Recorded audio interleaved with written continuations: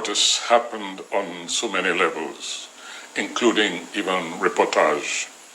For instance, going through the papers, one prominent and respected papers, there was a sentence which said, for instance, the government had moved against secessionists and other criminals. Now, that's a very loaded and wrongful expression. Would-be secessionists, and other criminals.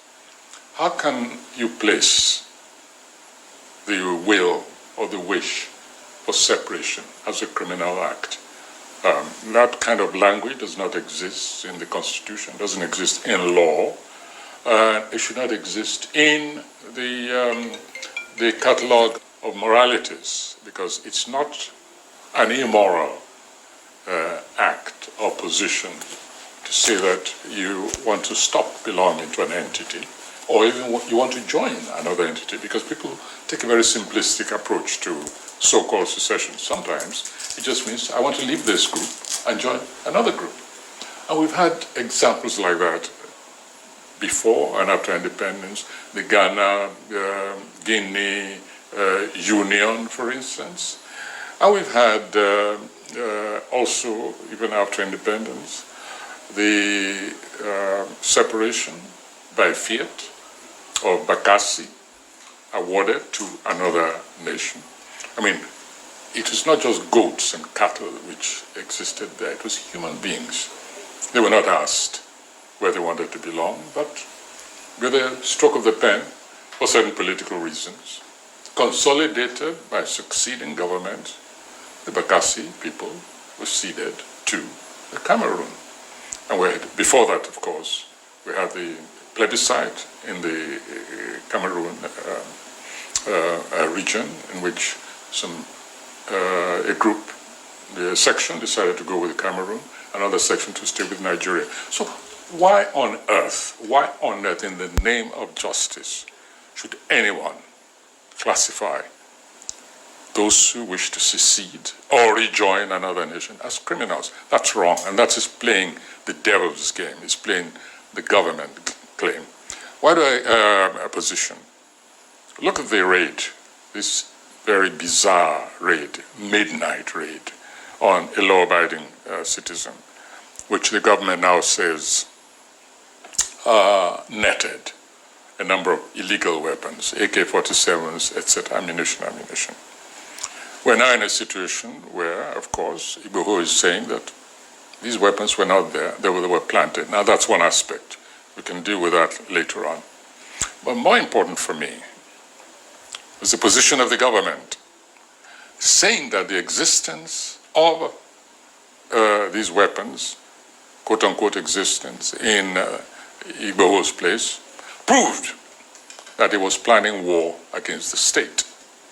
Now, that position, that statement, very loaded statement, was simply to conflate, deliberately to conflate issues.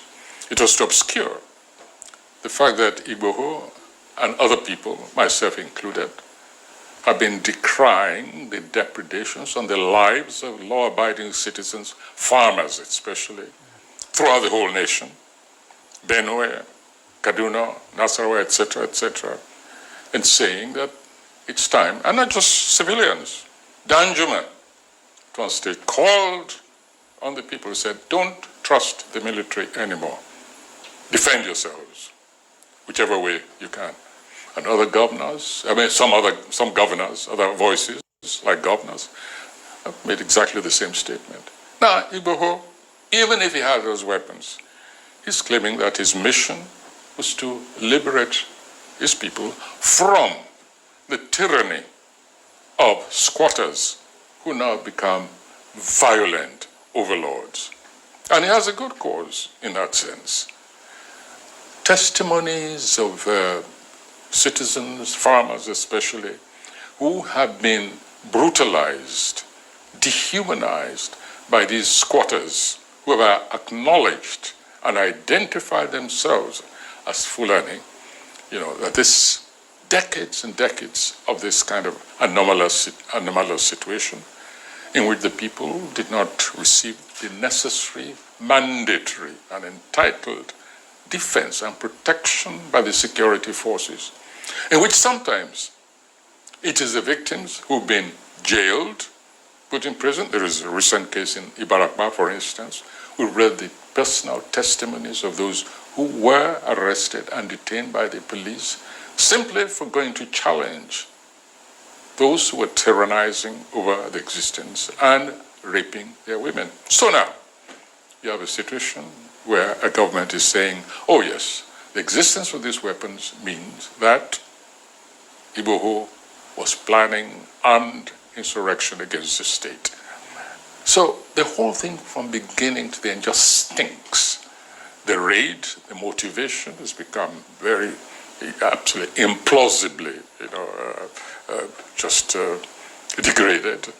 And right now we're in the kind of situation which we have warned against.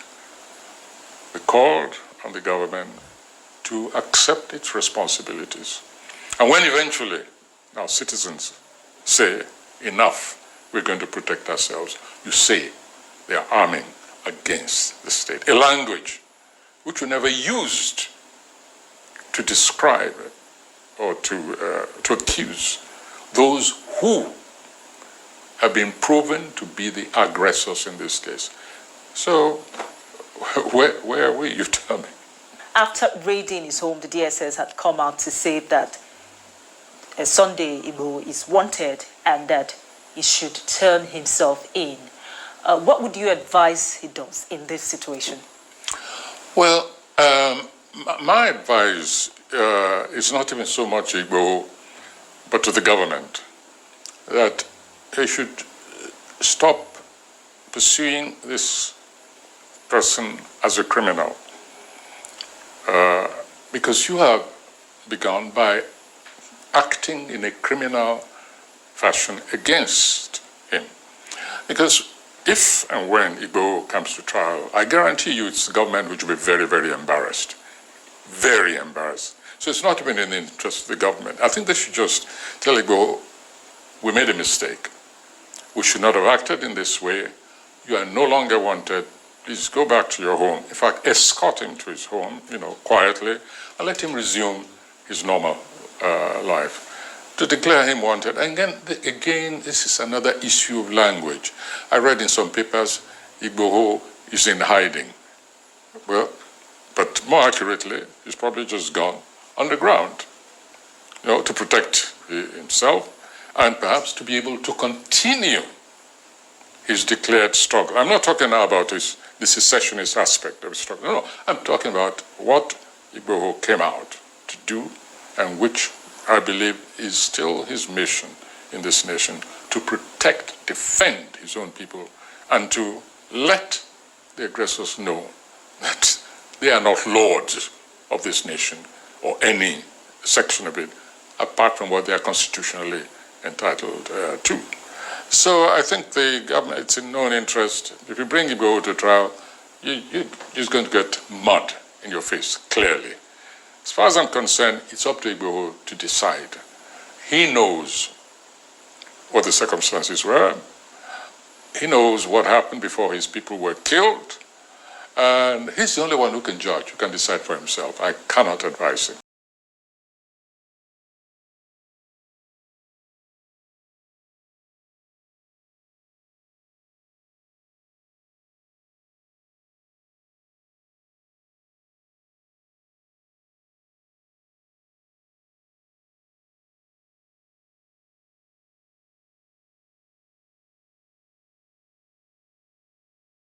From all indication, we can see that Buhari and APC, they have turned the country upside down.